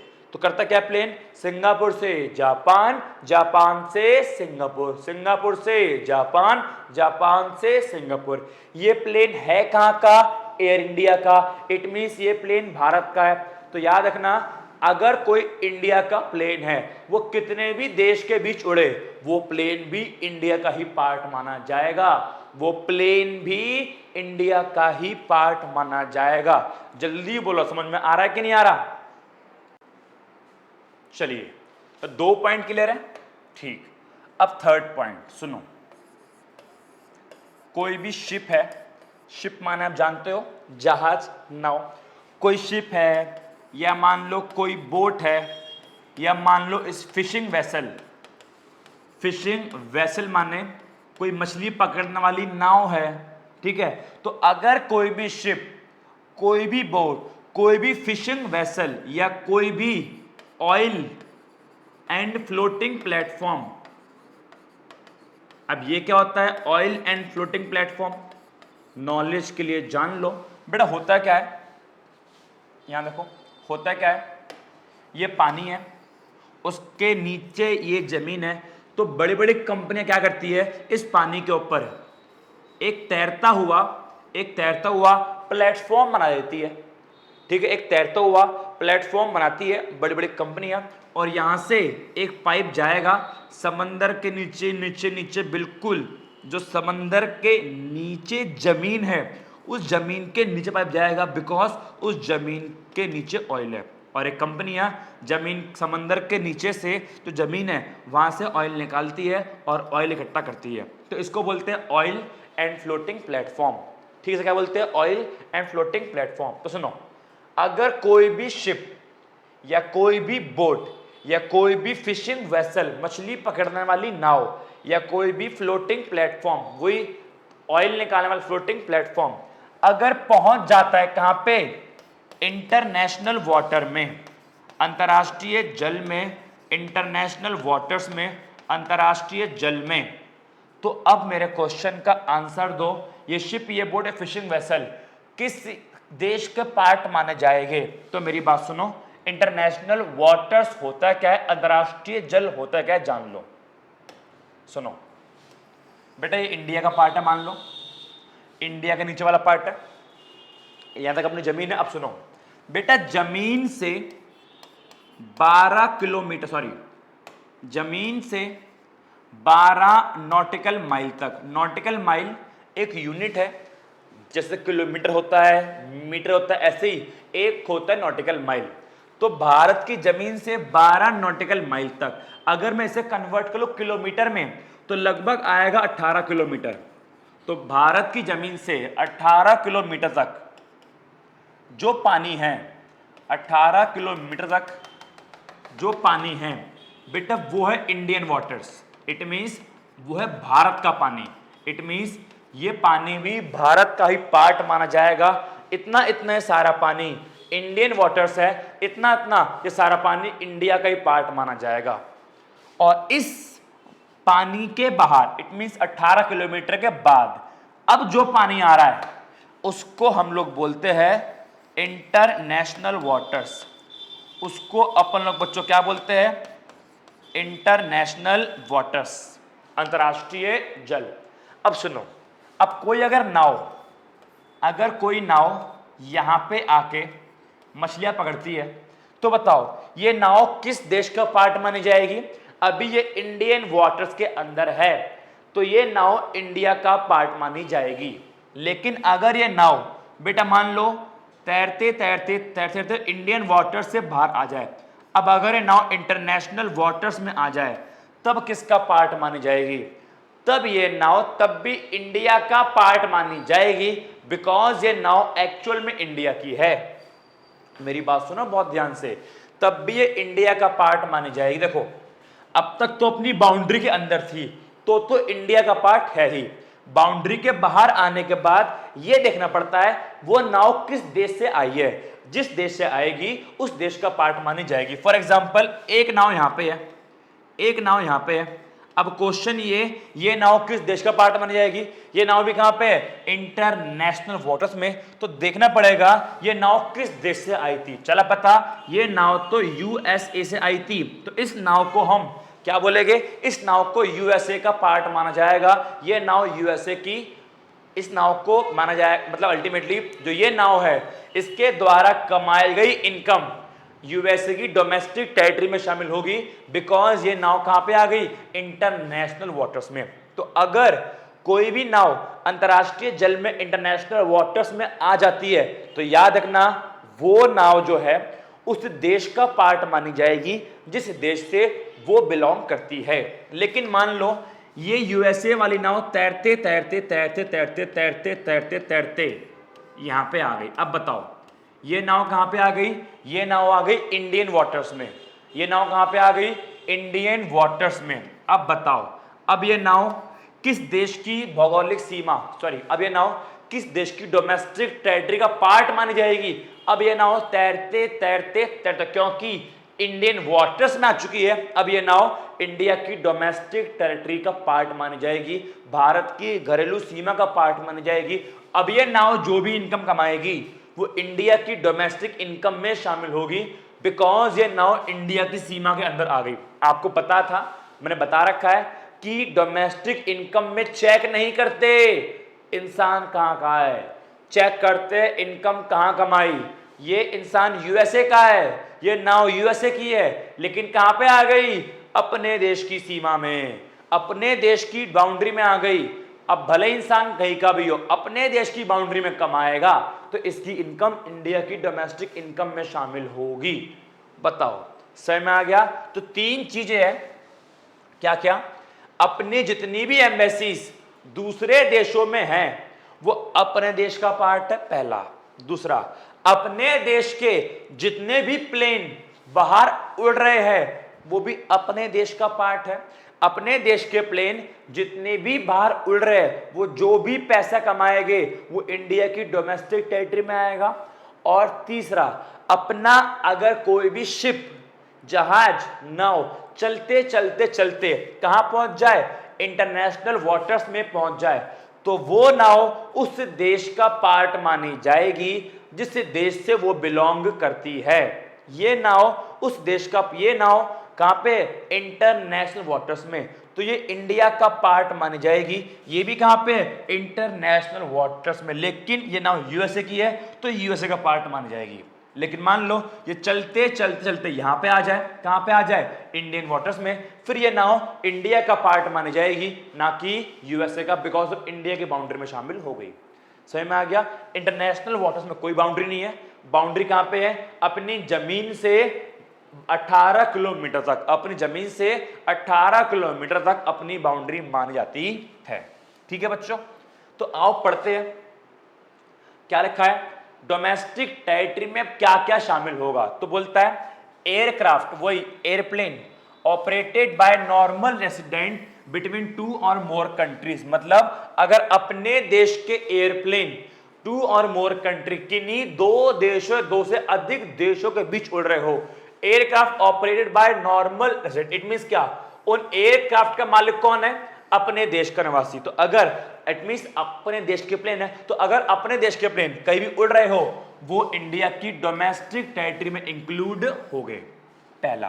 दूसरा, जितनी भी शिप है, नाव है, सिख जहाज है, फिशिंग वेसल, मछली पकड़ने वाली नाव है, ऑयल एंड फ्लोटिंग प्लेटफॉर्म, तेल निकालने वाले प्लेटफॉर्म है, operated by normal resident in international water. तो अगर ये शिप, ये वेसल, ये फ्लोटिंग प्लेटफॉर्म अगर कहां पहुंच जाए, इंटरनेशनल वाटर्स में, तो ये अपने देश का ही पार्ट माने जाएगा, बिकॉज ये अपने देश के शिप है, अपने देश की। फॉर एग्जाम्पल, और चलो एग्जाम्पल सुनो, भारतीय जल सेना, ठीक है, भारतीय जल सेना, इंडियन नेवी का शिप था, भारतीय जल सेना का शिप था, जो कि भारतीय जल सेना का शिप चलते चलते चलते इंटरनेशनल वाटर्स के बाहर आ गया। ये शिप जो है काफी बाहर आ गया। अब बताओ, जो भारतीय जल सेना का जो शिप है, जो अपना नेवी का शिप है, बताओ ये किस देश का पार्ट माना जाएगा? ये शिप है कहां का? इंडिया का। इंटरनेशनल वाटर्स में जो कुछ पहुंच जाए वो जिस देश का हो उस देश का ही भाग माना जाएगा। ये है कहां का शिप? इंडिया का। ये कौन सी सेना है? इंडियन। तो ये शिप भी इंडिया का पार्ट माना जाएगा, बिकॉज इंडिया का शिप है, भारतीय जल सेना का ये शिप है। समझ में आ गया? और आखिरी, एम्बेसीज, मतलब अपने देश की एम्बेसीज या कॉन्सुलेट, एम्बेसी और कॉन्सुलेट बोथ आर सेम, कोई अंतर नहीं है। तो अपने देश की जो भी एम्बेसी है, कॉन्सुलेट है या मिलिट्री एस्टेब्लिशमेंट है, किसके? अपने देश के। कहां पे है? बाहर। तो अपने देश की कोई एम्बेसी, कोई कॉन्सुलेट अगर देश के बाहर है तो वो भी इंडिया का पार्ट है। अगर इंडियन एम्बेसी अमेरिका में है तो पार्ट इंडिया का है, अगर इंडियन एम्बेसी चाइना में है तो पार्ट इंडिया का ही है। बताओ, इतनी बात समझ में आई या नहीं आई? चाहो तो उसको नोट कर लो, हिंदी मीडियम वाले बेटे एक बार आप पढ़ लो। चलिए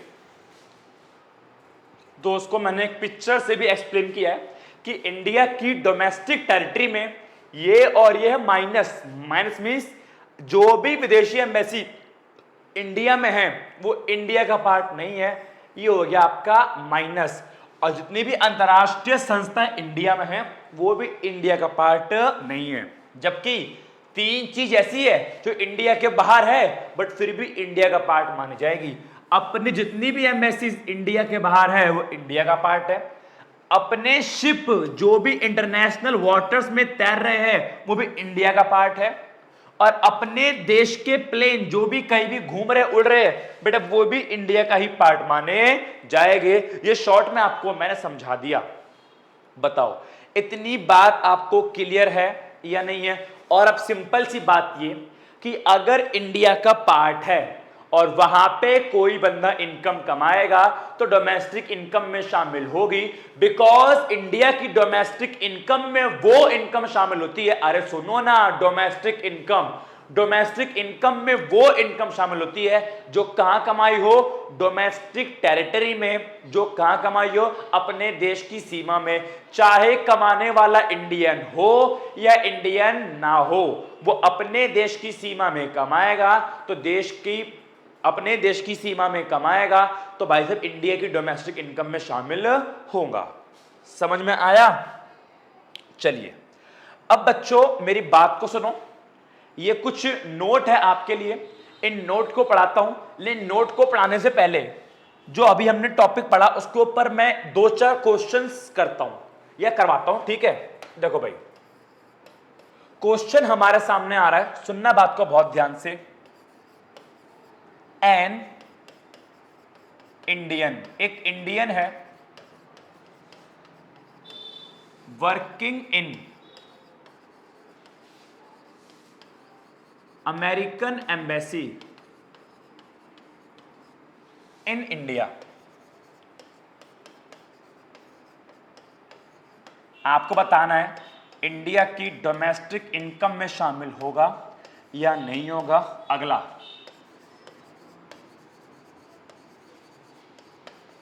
an American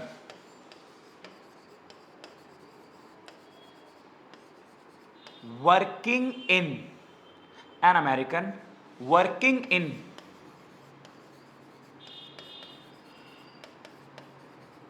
American embassy in India, बताना है डोमेस्टिक इनकम में शामिल होगा या नहीं।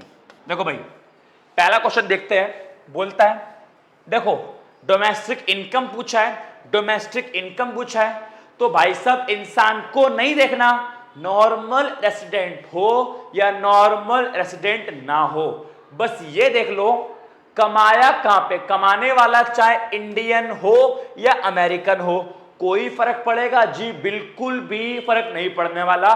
कमाने वाला इंडियन हो या अमेरिकन हो, इससे इतू सा भी फर्क नहीं पड़ेगा, क्योंकि डोमेस्टिक इनकम में इंसान नहीं देखते, चाहे देश का नॉर्मल रेसिडेंट हो तो भी ठीक, नॉर्मल रेसिडेंट ना हो तो भी ठीक। तो भैया क्या देखते हैं, यहां पे देखते हैं कि इनकम कमाई कहां पे, बताओ। इंडिया में जो अमेरिकन एम्बेसी है, इंडिया में जो अमेरिकन एम्बेसी है वो किसका पार्ट है? इंडिया का पार्ट है। अबे पागल है क्या?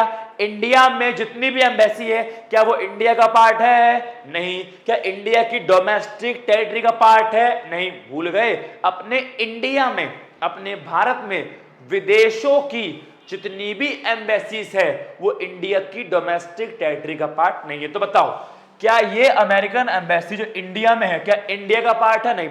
अगर इंडिया का पार्ट ही नहीं है, अगर इंडिया का भाग ही नहीं है, इट मींस इस अमेरिकन एम्बेसी में जो इनकम कमाई, इंडिया में अमेरिकन एम्बेसी है, उस अमेरिकन एम्बेसी में जो इनकम कमाई, तो ऐसा माना जाएगा ये इनकम अमेरिका में जाकर कमाई, ना कि इंडिया में, बिकॉज वो अमेरिकन एम्बेसी इंडिया का पार्ट नहीं है, वो अमेरिका का पार्ट है।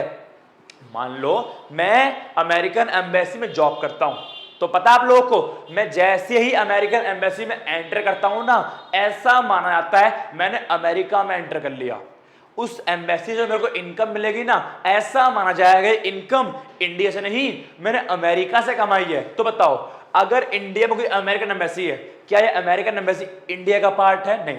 अगर इंडिया का पार्ट नहीं है तो यहां से कमाई हुई इनकम क्या इंडिया की डोमेस्टिक इनकम में शामिल होगी? नहीं।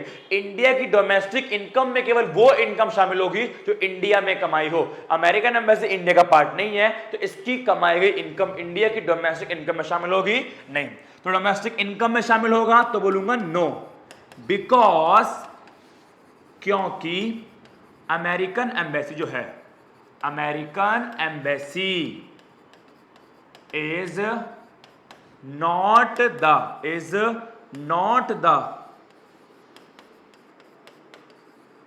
domestic, American embassy is not included, ऐसे बोलूंगा, is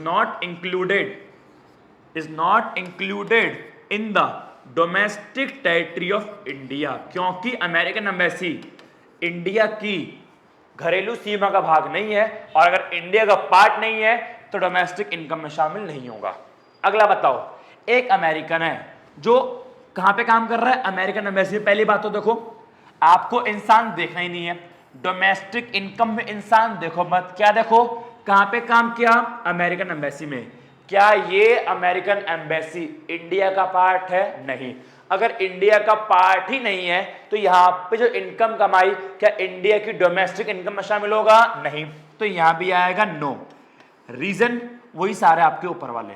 एक काम करो, आप चाहो तो उसको नोट कर लो, मैं दो एग्जांपल अभी आपको और देता हूं, इसको नोट कर लो, मैं दो एग्जांपल आपको अभी और देता हूं।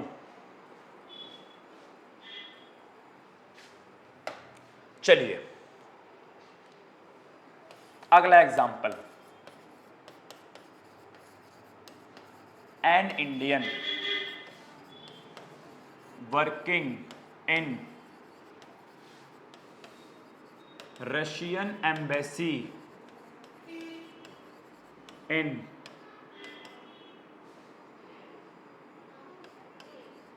इंडिया। हाँ भाई बताओ, एक इंडियन है जो कहां काम कर रहा है?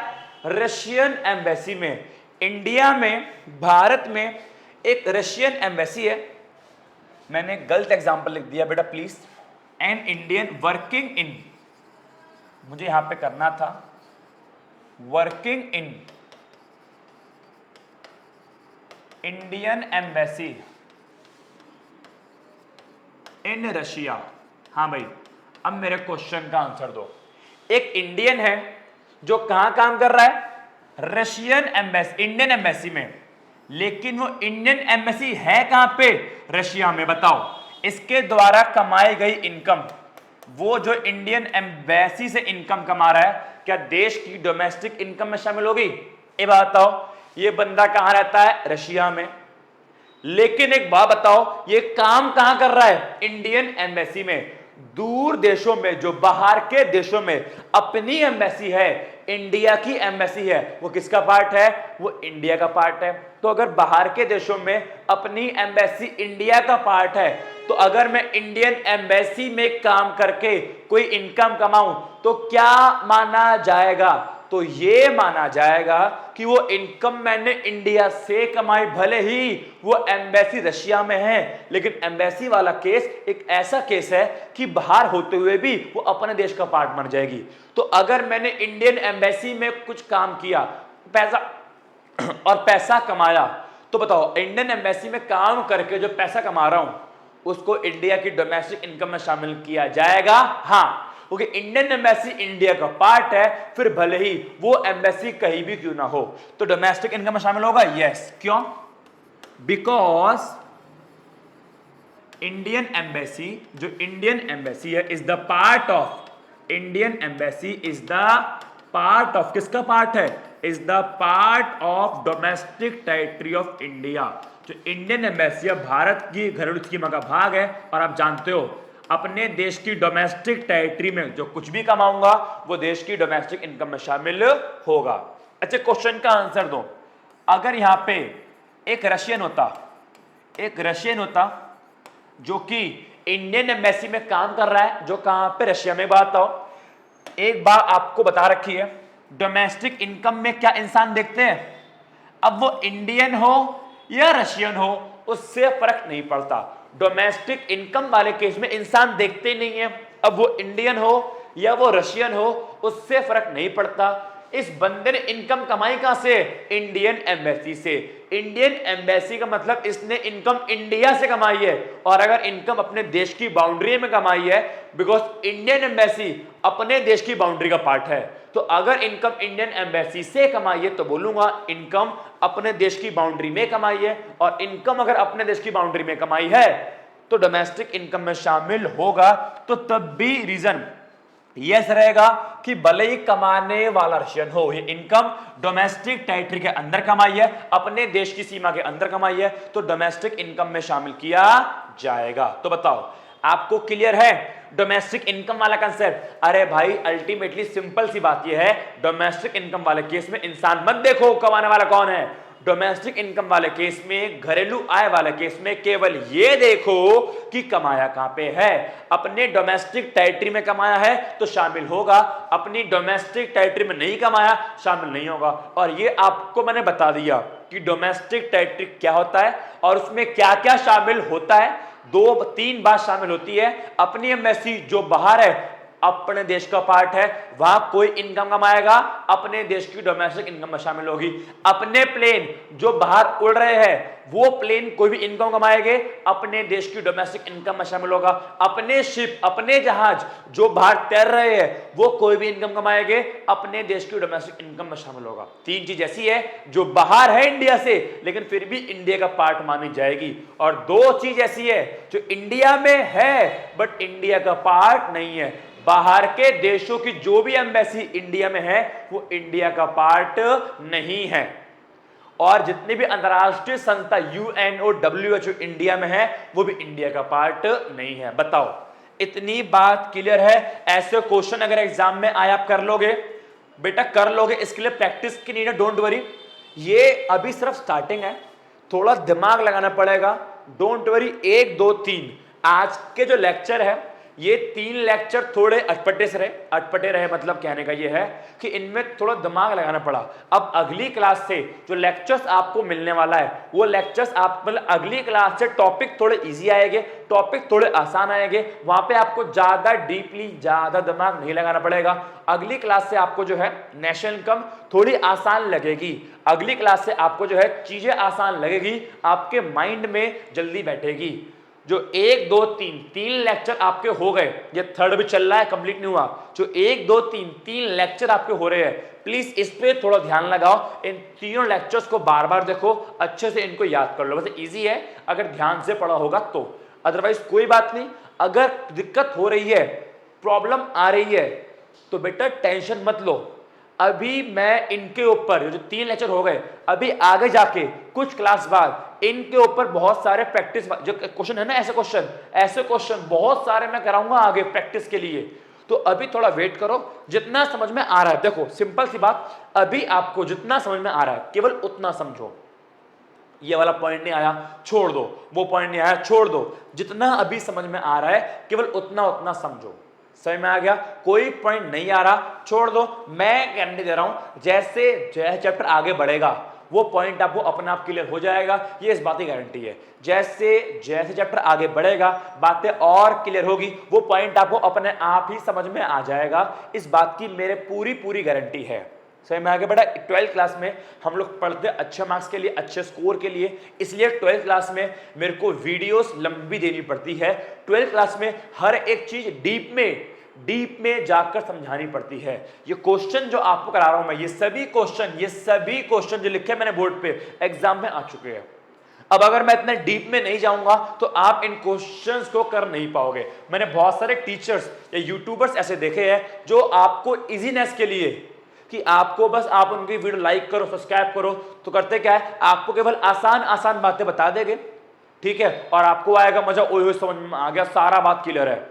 और फिर जब आपके एग्जाम में ऐसे क्वेश्चन आते हैं आप कर नहीं पाते।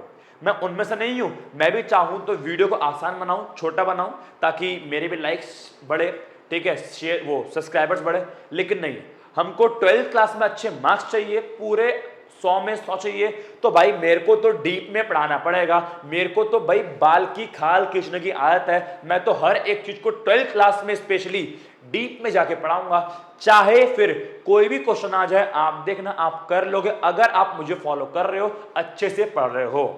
देखो अगर आपको पास होना है सिर्फ, तो पेपर से पहले आपको कुछ पॉइंट्स बता दूंगा, बस वो कर लेना।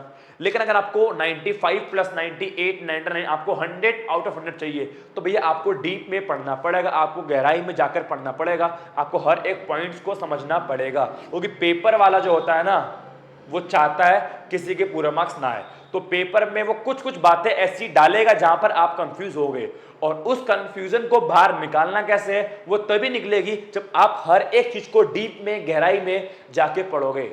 जब अपना चैप्टर पूरा हो जाएगा ना नेशनल इनकम, आप दुनिया की कोई सी भी किताब उठा लेना, कोई सा भी क्वेश्चन उठा लेना, ये मेरा वादा है, मेरी गारंटी है, या पिछले साल है कोई भी पेपर उठा लेना, आप सारे के सारे क्वेश्चन कर लोगे बिना किसी प्रॉब्लम में आए। बस जैसा पढ़ा रहा हूं वैसा पढ़ो, समझो, उसको फॉलो करो, ठीक है। चलो बेटा आगे बढ़ते हैं। मुझे आपको ये 2 नोट करवाने हैं। अब ये 2 नोट पहले समझाता हूं मैं, देन हम आगे बढ़ते हैं, ठीक है। इन 2 नोट के बाद बस डिफरेंस पढ़ेंगे, नेशनल इनकम और डोमेस्टिक इनकम में डिफरेंस क्या है, देन क्लास खत्म करेंगे। अब ये 2 नोट है क्या, पहले समझेंगे। देखो बेटा, अब मेरी बात सुनो बेटा, एक बात याद रखना, एम्बेसी वाला केस अलग होता है, एम्बेसी वाला केस अलग होता है। एम्बेसी का तो पूरा ही केस अलग है, आप जानते हो, एम्बेसी का तो पूरा ही केस अलग है कि अगर अपनी एम्बेसी बाहर है तो अपने देश का पार्ट है, और बाहर की एम्बेसी अगर अपने देश में है तो वो उनके देश का पार्ट है। चाइना की एम्बेसी अगर इंडिया में है तो चाइना का पार्ट है, इंडिया की एम्बेसी अगर चाइना में है तो वो इंडिया का पार्ट है। अब सुनो नोट बेटा, यहां मैं बात कर रहा हूं कंपनीज की। देखो कंपनीज अलग होती है, एम्बेसीज अलग होती है, तो यहां बात कर रहा हूं मैं कंपनीज की, यहां बात कर रहा हूं मैं बैंक की। तो जो नोट है ना, ये नोट कंपनीज और बैंकों के लिए स्पेशली, ये नोट स्पेशली कंपनीज और बैंकों के लिए है, तो प्लीज इस नोट को बहुत ध्यान से समझना। देखो सिंपल ये सिंपल सिंपल ये, अगर आपको सिंपल हिंदी में लिखवाऊं तो हिंदी में सिंपल सिंपल आपका ये आएगा, नोट नंबर वन कि अगर आप चाहो लिख लो, अगर कोई अपने देश का बैंक या कंपनीज दूसरे देश में मतलब विदेश में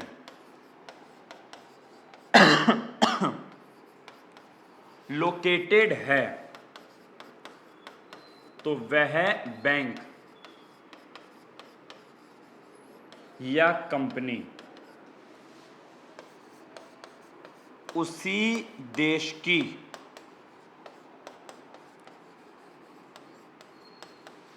डोमेस्टिक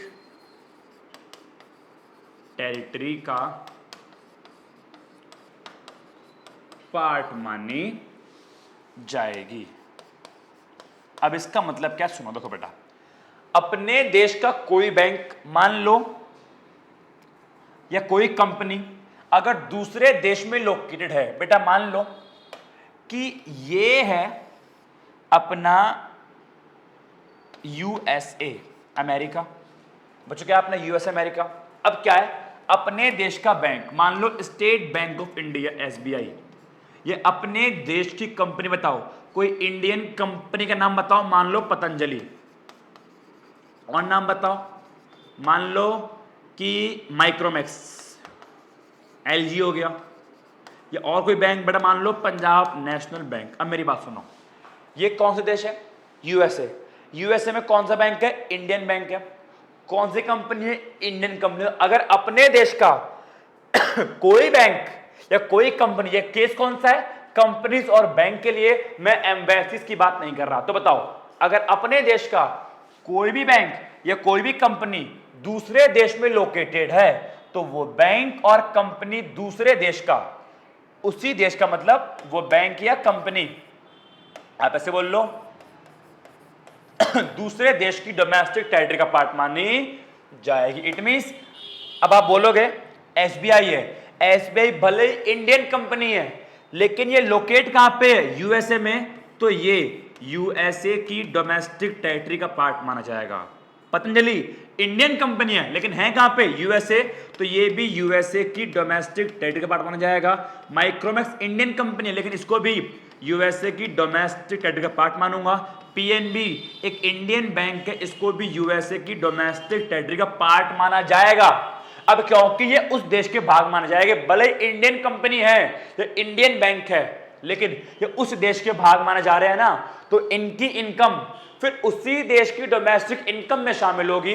इन बैंकों की इनकम या इन कंपनीज की इनकम इंडिया की डोमेस्टिक इनकम में शामिल नहीं होगी, बिकॉज कंपनी या बैंक जिस देश में होते हैं उस देश का पार्ट माने जाते हैं, और अगर उस देश का पार्ट माने जा रहे हैं तो इनकम उसी देश में शामिल होगी। लेकिन मान लो मैं ट्विस्ट लेके आया, अगर कोई इंडियन एम्बेसी है यूएसए में, अब मेरे क्वेश्चन का आंसर दो, अगर कोई इंडियन एम्बेसी है यूएसए में, बताओ क्या इंडियन एम्बेसी यूएसए की डोमेस्टिक टेरिटरी का पार्ट मान जाएगी, नहीं।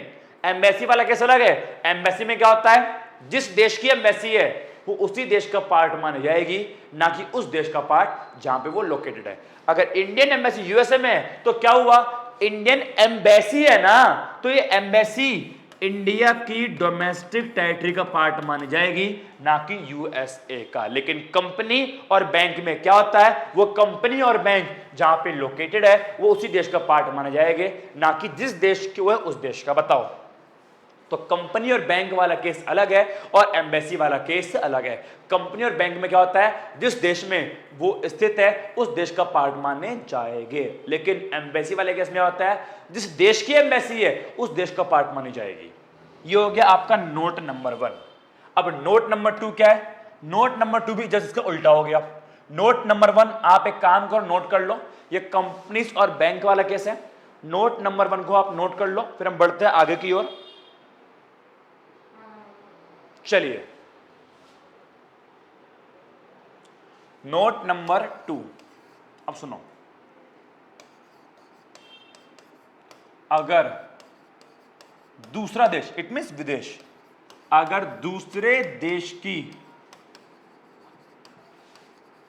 कंपनी या बैंक इंडिया में, अगर दूसरे देश की कंपनी या बैंक इंडिया में लोकेटेड है, तो वह कंपनी या फिर बैंक इंडिया का पार्ट मानी जाएगी। इट मीन्स इंडिया की डोमेस्टिक टेरिटरी में शामिल होगी, इंडिया का पार्ट मानी जाएगी। ठीक है, वह बैंक या कंपनी इंडिया का पार्ट माने जाएगी। It means will be included, it means will be included in the domestic territory of India. अब बाहर कोई कंपनी है या कोई बैंक है, इंडिया में आ गए, तो फिर उसको इंडिया की डोमेस्टिक टेरिटरी में शामिल किया जाएगा। लेकिन एम्बेसी वाला केस आज भी उल्टा ही है। फॉर एग्जाम्पल, अब क्या है, अब ये इंडिया है, अब जो क्या है ये इंडिया।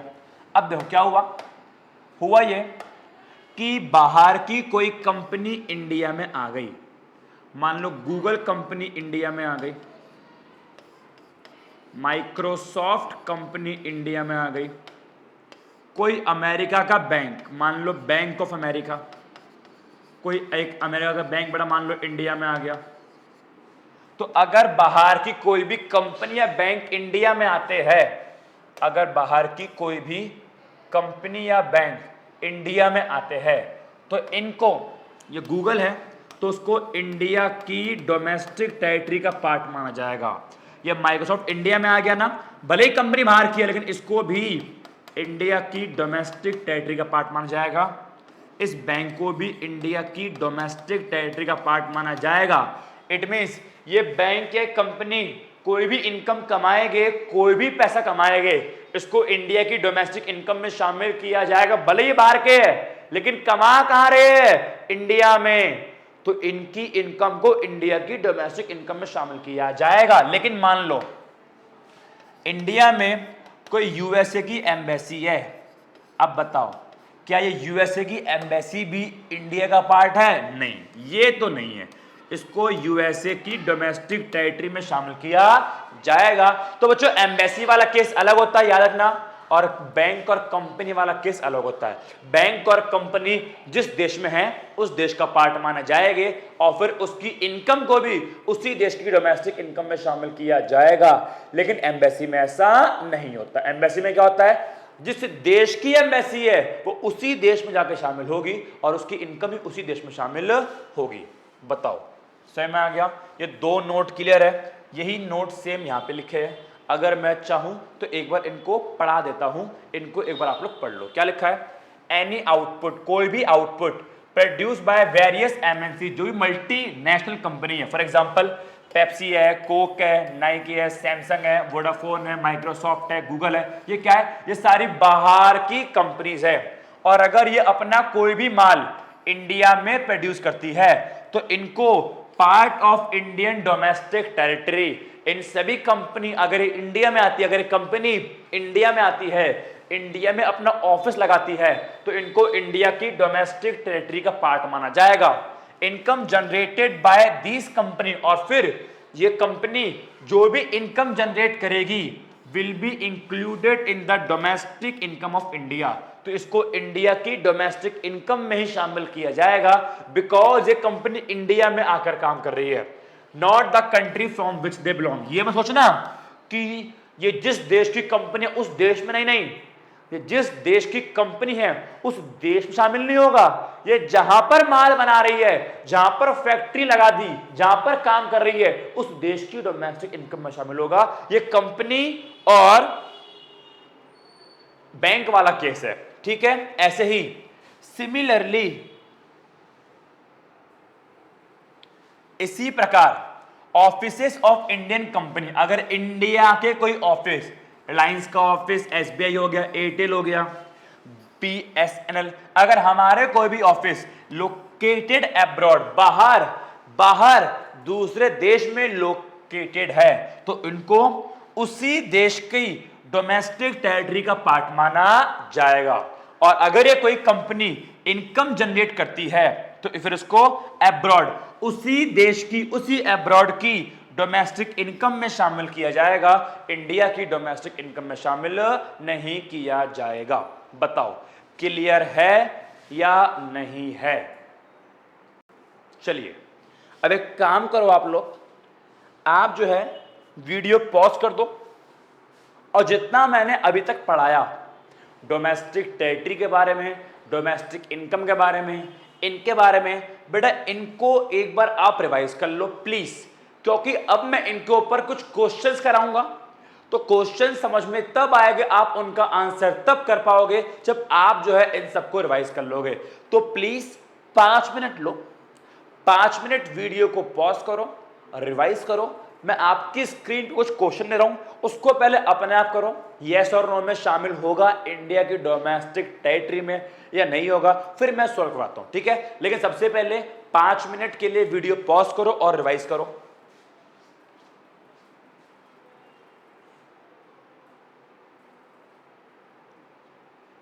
ओके, अब एक काम करो, ये कुछ क्वेश्चंस हैं, ठीक? वीडियो पॉज करो और इन क्वेश्चन का आंसर करो, ठीक है? और फिर मैच करना। आपको करना है क्या है, आपको बस ये बताना है कि इंडिया की डोमेस्टिक, देखो ये नहीं पूछ रहा डोमेस्टिक इनकम में शामिल होगा, इनकम नहीं, बस ये बताना है इंडिया की डोमेस्टिक टेरिटरी का पार्ट है या नहीं है, इंडिया की घरेलू सीमा का पार्ट है या नहीं है।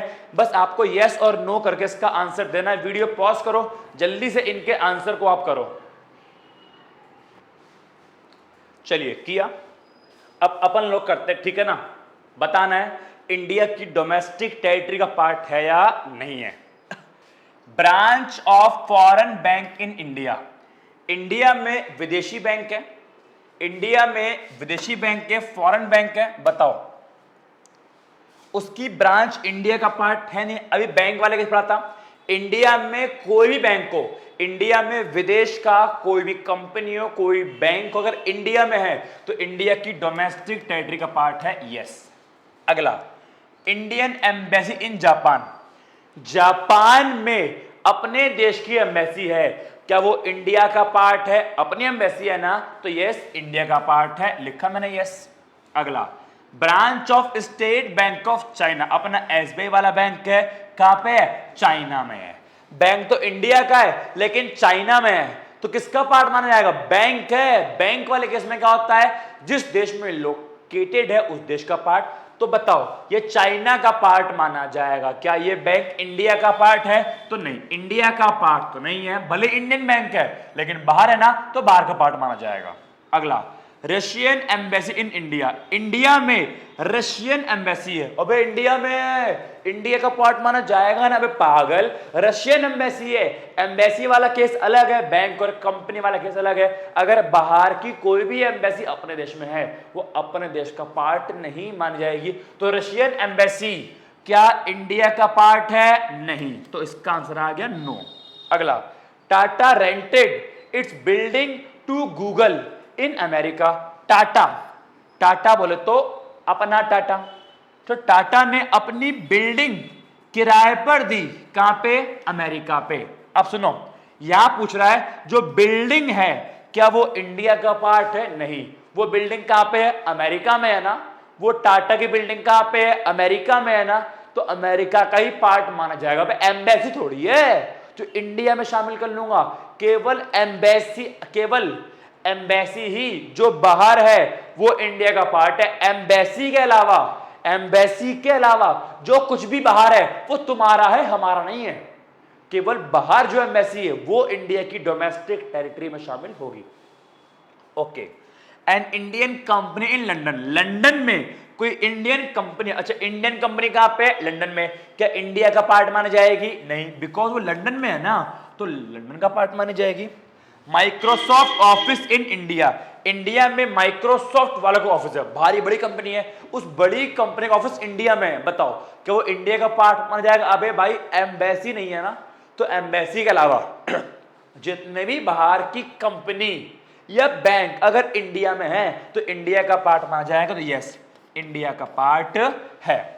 Company in India owned by Japanese, confuse कर रहा है, बोलता है इंडिया में कंपनी है जिसका मालिक कोई जापानीज है। अल्टीमेटली बोल रहा है इंडिया में जापान की एक कंपनी है, इंडिया में जापान की कंपनी है, इंडिया का पार्ट मान जाएगी। यस, कंपनी कहां की है? जापान की कंपनी है ना, है कहां पे? इंडिया में, तो इंडिया का पार्ट माना जाएगी। यस।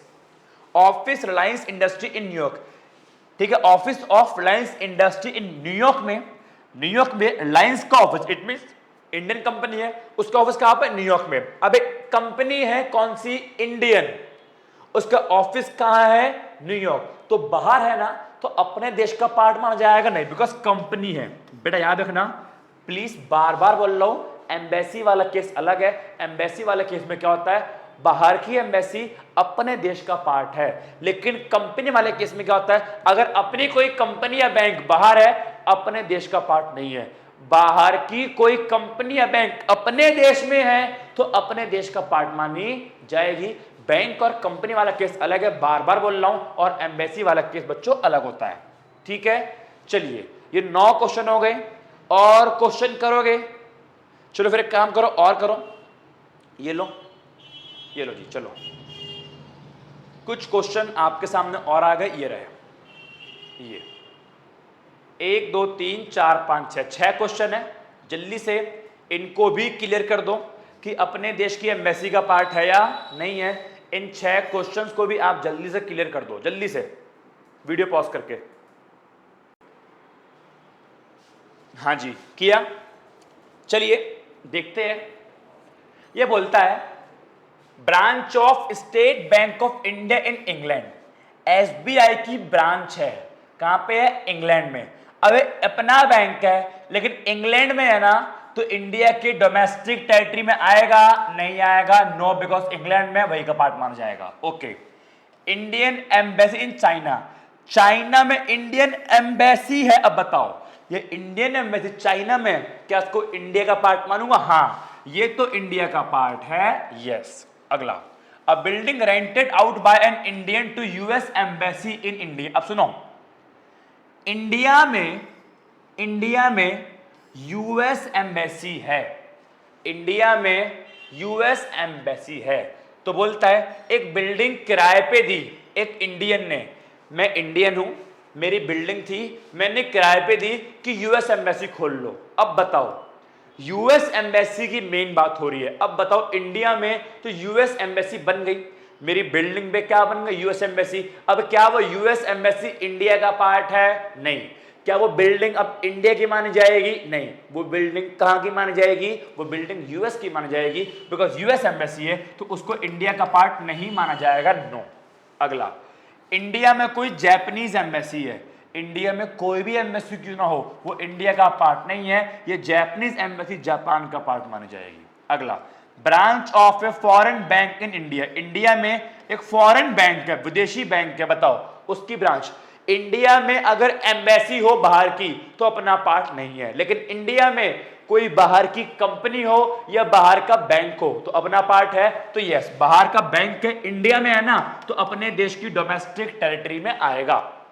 और आखिरी, fishing boat operated by an Indian fisherman, Indian मछुआरा है, भारतीय मछुआरा है, अपनी नाव को इंटरनेशनल वाटर में, अंतरराष्ट्रीय जल में, इंटरनेशनल वाटर में चला रहा है। बताओ इसमें क्या था? अगर आपको केस याद आ रहा हो इंटरनेशनल वाटर्स वाला, तो वहां बोलता है कि इंटरनेशनल वाटर्स में वो नाव जिस देश की है उसी देश के पार्ट मानी जाएगी। तो ये नाव किसकी है? इंडियन फिशरमैन की, तो उस नाव को इंडिया की डोमेस्टिक टेरिटरी का पार्ट माना जाएगा। तो यस, ये नाव भी इंडिया की डोमेस्टिक टेरिटरी में शामिल होगी। तो 9 क्वेश्चन वो करे, 6 क्वेश्चन ये करे। आई थिंक अब आपको क्लियर हो गया कि डोमेस्टिक टेरिटरी में क्या क्या आता है और क्या क्या नहीं आता। आई थिंक इतना आपके लिए डोमेस्टिक टेरिटरी वाला कंसेप्ट क्लियर है। ये मैंने आपको बहुत सारे क्वेश्चन भी करवा दिए, बताओ कोई कंफ्यूजन नहीं। कोई समस्या नहीं, सारी बातें क्लियर है, पढ़ने में मजा आ रहा है, 12th क्लास है, दिमाग लगाना पड़ेगा, ध्यान से पढ़ना पड़ेगा, तभी मजा आएगा। मैं भी चाहता तो कोई एक इजी सा चैप्टर आपको स्टार्टिंग में करवाता और बोलता कोई इजी 12th है, भाई नहीं, मैंने स्टार्टिंग में ही सबसे हार्ड चैप्टर 12th क्लास का ले लिया, नेशनल इनकम। ये कर लिया ना, नेशनल इनकम कर लिया, अबे भाई बाकी सारे चैप्टर इजी है, बड़ी आसानी से हो जाएंगे। स्टार्टिंग में ही मैंने एक मुश्किल चैप्टर लिया नेशनल इनकम, क्यों? ताकि हम इसको बार बार प्रैक्टिस कर सके, बीच बीच में इसकी बार बार प्रैक्टिस कर सके, ये अच्छे से हो जाए। 10 नंबर का भाई 80 में से, अब 80 में से 10 नंबर का नेशनल इनकम है, समझ जाओ इसकी कितनी बड़ी वैल्यू है। ठीक है, इतना आपको यहां तक सारी बातें क्लियर है? ठीक, चलिए अब कहां पे आते हैं, अब वापसी आते हैं अपने टॉपिक पे। कहां गए नोट्स, ये रहे।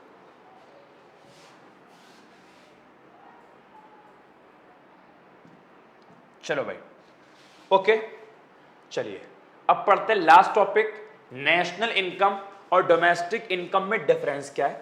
नेशनल इनकम और डोमेस्टिक इनकम में डिफरेंस क्या है? तो देखो, it is a national concept. National income एक नेशनल कंसेप्ट है, एक राष्ट्रीय कंसेप्ट है, क्योंकि इसमें वो गुड्स एंड सर्विस की वैल्यू आती है जो पूरे वर्ल्ड में बनी हुई हो। अगर आपको याद हो तो नेशनल इनकम में केवल अपने देश की इनकम नहीं आती, अगर मैं बाहर से जाकर कोई इनकम कमा के इंडिया में लेके आता हूं तो वो भी नेशनल इनकम में शामिल होती है, बस शर्त यह है मैं निवासी इंडिया का रहूं। कितनी बार एग्जांपल दिया, एक बार और सुन लो। मैं अमेरिका गया, अपनी सर्विस देकर आया और वहां से पैसा कमा के इंडिया में ले आया, मैं केवल 1 महीने के लिए गया था, तो मैं नॉर्मल रेसिडेंट कहां का हूं? इंडिया का, तो मेरी इनकम इंडिया की नेशनल इनकम में शामिल होगी। अब बताओ ये पैसा मैंने कहां से कमाया? बाहर से, तो नेशनल इनकम में बाहर वाला पैसा शामिल होता है, कोई दिक्कत नहीं है, नेशनल इनकम में बाहर वाला पैसा भी शामिल होता है, बस शर्त यह है मैं उस समय निवासी इंडिया का हूं। समझ में आ गया?